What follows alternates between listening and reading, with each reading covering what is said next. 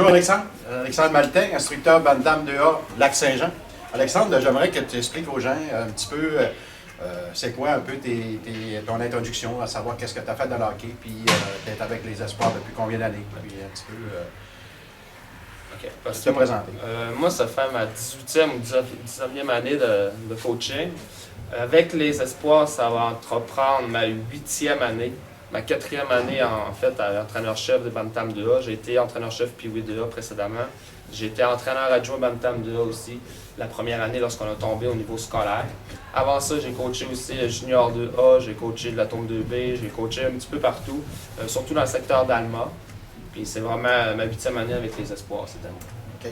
Un petit peu, je voudrais savoir aussi, je pense que tu es impliqué beaucoup dans ton milieu aussi au travail, parce que je veux dire, tu es quand même enseignant. J'aimerais t'expliquer un peu aux gens, c'est quoi ton rôle aussi avec la polyvalente puis les Espoirs. Moi, en fait, je suis enseignant à l'école au pavillon Le Bras du Faux. Je suis tuteur également de la classe Bantam 2A. Autant secondaire 1, secondaire 2, secondaire 3. Parfois, ça arrive qu'on a des secondaires 1. Cette année, effectivement, c'est le cas, on a un secondaire 1. On a 3 secondaires 2 et 14 secondaires 3. Donc moi, je suis tuteur à l'école.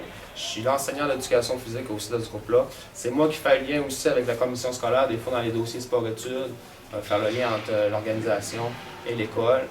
En plus, cette année, nous autres, c'est un défi supplémentaire à l'école parce que nous, maintenant, on va être du côté modulaire. L'enseignement est complètement différent cette année. On s'est inspiré de l'école Georges Vanier à Laval parce qu'on avait tout le temps des problèmes. Parce que nous, c'était un sport-études, mais pas sous la grille horaire d'un sport-études. Nous, c'était vraiment des périodes avec l'heure du midi jumelé qui permettaient d'avoir des entraînements. Notre ratio d'entraînement n'était pas suffisant. Donc, l'école, pour nous faciliter la tâche, pour éviter de perdre son sport-études, ils ont trouvé un moyen justement de correspondre à nos besoins. Donc, on est rendu modulaire. Donc, c'est vraiment un défi au quotidien maintenant, autant les enseignants que les directions, que les joueurs qui sont là-dedans, les joueurs élèves. Donc, c'est vraiment, c'est de concilier ça présentement, c'est un gros défi. Un gros défi, est-ce que ça va bien en début de saison en partant? Oui, présentement, ça va bien. Juste des petits bémols, parce que là, au niveau de l'imprimerie, des choses comme ça, on a des choses qui ne sont pas encore rentrées. Donc là, les jeunes, ils ont commencé. On a fait de l'imprimerie des touches à chaque premier module qui sont en mesure d'avancer. Mais nous, ce qui arrive présentement à Bantam, il y en a qui sont comme motivés. Puis si le jeune, il peut peut-être pas terminer son année plus tôt, s'il a tout fini, c'est parce que... Donc, tout en commençant l'année, l'intérêt pour les jeunes, c'était on va essayer de finir le plus tôt possible. Puis présentement, on est rendu que, hop, là, ils sont en attente un petit peu, ils ont été peut-être un petit peu trop vite. Donc là, il y a des petits ajustements à faire. Alexandre, j'aimerais te poser une question parce que je trouve que c'est pertinent. Puis ce qui est important, on fait du hockey au lac, du hockey de développement au lac. On a toujours le facteur distance. J'aimerais ça que tu parles aux gens un peu, qu'on est capable de vivre beaucoup avec ce facteur-là, facteur distance. C'est sûr que Pee-Wee, plusieurs jeunes parfois ne viennent pas. Étant donné qu'ils trouvent que la distance est trop grande, ils trouvent que les jeunes vont se lever trop tôt, des choses comme ça. Nous, par le passé, on avait un système de transport au niveau de la commission scolaire. On avait fait extensionner un réseau, puis on avait un Nolisé d'un côté, du côté nord, du côté de Dolbeau. Mais depuis les 3-4 dernières années, on est en mesure de mettre en place un système de Nolisé, 2 autobus Nolisé, qui partent un premier du côté sud de Saint-Félicien, pour s'en venir à Alma soir et matin. Et du côté inverse, on passe soit de Normandie ou d'Albanais, tout dépendant de la provenance de nos joueurs. Ça a amélioré beaucoup. Ça a amélioré beaucoup. Si on prend en termes de temps, parce que c'est toujours les jeunes, ils disent, les parents ils disent, c'est beaucoup de voyagement, des choses comme ça, mais si on s'attarde vraiment aux heures de départ, un jeune qui reste à Dolbeau part entre 7h et 7h10 le matin pour revenir le soir autour de 5h. Donc, je pense que ça quand même assez bien. Eux, ils ont la chance d'avoir un Nolisé qui est un mini bus voyageur. Donc, c'est vraiment air climatisé, c'est vraiment bien fonctionnel. Du côté sud, eux, c'est un transport normal, un bus normal. Eux, ils partent aux alentours, c'est entre 6h15 et 6h30 habituellement. Puis le soir, ils reviennent un petit peu plus tard, autour de 5h30, environ 5h40. Donc, c'est un petit peu plus tôt de ce côté-là. Mais les jeunes, quand ils ont goûté à venir à l'école puis participer dans leur sport, des choses comme ça, bien souvent, aussitôt qu'ils ont touché, ils ne veulent plus retourner dans leur région, dans leurs équipes respectives. Ce qu'on voit bien souvent, c'est qu'il y en a des jeunes qui vont se lever quand même assez tôt, et parfois ils ont la chance de dormir un petit peu dans l'autobus. Il y en a plusieurs qui dorment une demi-heure, 3/4 d'heure dans l'autobus. Après ça, ils arrivent à l'école, ils se lèvent, des choses comme ça. Mais je te dirais que le jeune qui n'a jamais goûté, oui, ça va le restreindre un petit peu, le facteur distance, mais le jeune qui a goûté, c'est sûr qu'il veut rester chez lui. Un questionnement aussi, Alexandre, qui est très important aussi parce que au cours des années, avec le pavillon, on voit aussi la réussite scolaire des jeunes qui font justement ce sport-études-là au Lac-Saint-Jean, puis le facteur distance, puis le facteur autobus. On sait qu'ils sont très bien encadrés chez vous et en plus, les résultats ont augmenté d'année en année. Ouais.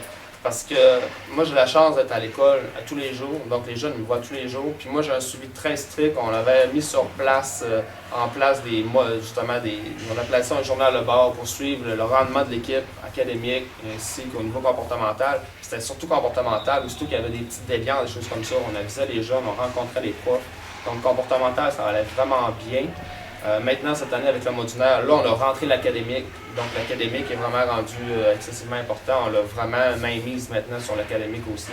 Donc, le jeune il est vraiment encadré. Il ne peut pas être en détresse. Là, maintenant, on le sait, dès qu'il se passe un examen, il se passe de quoi. S'il y a une mauvaise note, on est au courant immédiatement. Donc, on va être en mesure de remédier à la situation s'il faut y remédier.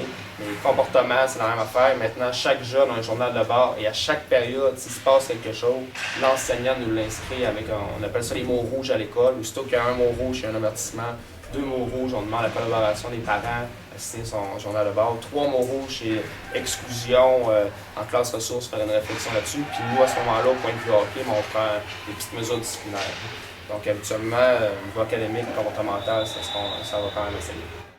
Alexandre, une dernière question. Je pense que c'est une question qui va être peut-être un petit peu difficile pour toi à répondre. L'an passé, tu as connu une excellente saison. Je pense que c'était une saison de rêve, une saison parfaite, qu'on dit nous autres entre nous autres. Est-ce que toi, comment tu entrevois la saison cette année avec le Bad-Dam au Lac-Saint-Jean?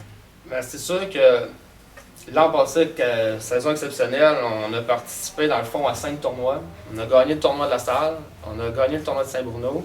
On est allé jouer à Genève en Suisse, on a gagné contre les Russes en finale. On a joué le tournoi des séries de notre ligue, on a remporté la médaille de bronze. Puis pour terminer en beauté, on a battu Rive-Nord pour la seule fois de l'année passée en finale des provinciaux de la Coupe Dodge. Donc on a gagné 4 tournois. Les attentes l'an passé étaient très grandes parce qu'on savait qu'on avait une équipe talentueuse, donc il fallait faire travailler ces jeunes-là. On était en mesure de le faire. Maintenant, c'est tout autre chose. Là, c'est vraiment les attentes. Plusieurs personnes nous voient, puis ils parlent d'attente, les objectifs, c'est encore remporter la Coupe Dodge, des choses comme ça. Moi, je suis tout le temps assez terre à terre là-dessus. Je dis non, c'est pas. Des objectifs en termes de quantité, on n'en a pas. C'est des objectifs tout le temps au niveau de la qualité. Puis nous autres, on a 4 valeurs de base qu'on veut que ça prône puis qu'on veut que ça ressorte tout le temps. C'est le respect des consignes, le temps scolaire qu'il y a sur la glace. On demande aux jeunes d'être enthousiastes, d'avoir des désirs, des choses comme ça. On demande l'implication de soi. Donc tout le temps, ça être engagé, se développer, des choses comme ça, puis de se dépasser. Puis c'est dans ce sens-là que, là, présentement, c'est dur parce qu'en plus, quand on finit une année, on a toujours fini en beauté, où nos jeunes ils ont vraiment progressé. Puis là, on recommence une année où là, c'est à la base, où tout ce qui avait été instauré durant l'année passée avait été mis en place. Là, maintenant, il faut recommencer à nouveau. Donc, c'est sûr que des fois, il faut prendre des grandes respirations, il faut faire abstraction de l'année passée, il faut recommencer à zéro. C'est un gros défi. Présentement, nos jeunes, comme je dis, pas vraiment d'attente au niveau quantitatif, mais on va avoir une équipe très différente. Peut-être la profondeur, ça va être différent. On a des joueurs qui vont moins de talent en tant que tel, mais sauf que ça va être des joueurs, je pense, qui vont bien jouer à l'intérieur du système. C'est des joueurs qui vont vraiment être engagés. Physiquement, on a une équipe qui est quand même assez grande. Au niveau rapidité, ça va quand même aller assez bien. Je te dirais qu'il n'y aura pas vraiment de joueurs particuliers qui vont vraiment ressortir. Ça va vraiment être l'effet de groupe. Si on se fie aux derniers matchs qu'on a joués, les derniers matchs en concours, les premiers matchs de saison, c'est vraiment la collaboration de tout le monde qui fait en sorte que je pense qu'on devrait avoir une belle année. Ça va être la chimie, ça va être la cohésion de l'équipe qui va faire en sorte quelle saison qu'on va avoir cette année. Tu débutes la saison avec combien de vétérans cette année? On a 7 vétérans. On a un gardien de but, 2 défenseurs et 4 joueurs d'avant. C'est sûr que ces jeunes-là, ça permet de faire comme une espèce de transition entre l'an passé et cette année. Justement, il y en a, quand on a rempli des bilans, des espèces de bilans d'objectifs, que les jeunes ils définissent un petit peu, puis où est-ce qu'ils veulent aller, puis comment ils se décrivent dans l'équipe. Il y en a plusieurs, des vétérans qui l'ont mentionné. Disons, on espère être en mesure d'amener l'expérience victorieuse de l'an passé avec cette nouvelle gang-là. Puis présentement, ils font bien.